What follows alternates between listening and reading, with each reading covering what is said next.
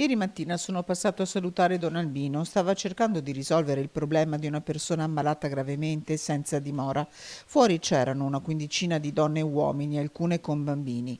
Inizia così la lettera petizione scritta da Roberto Ongaro, inviata al sindaco Sergio Giordani perché Don Albino Bizzotto sia nominato cittadino illustre di Padova. L'idea è stata: perché non lo trasformiamo in un appello al sindaco per il riconoscimento di cittadino eccellente a una persona che da anni si spende in questa comunità e non solo, per venire incontro ai bisogni dei più poveri, più emarginati.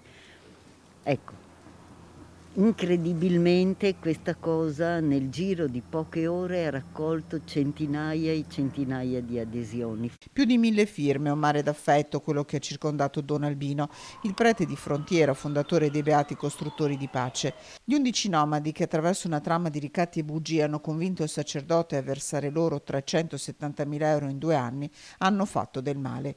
Il bene resta più forte e per questo tra le firme raccolte ci sono quelle di cittadini illustri di Padova, ma forse i nomi più importanti sono quelli di persone che i più non conoscono, che ben sanno il valore di un uomo come Don Albino.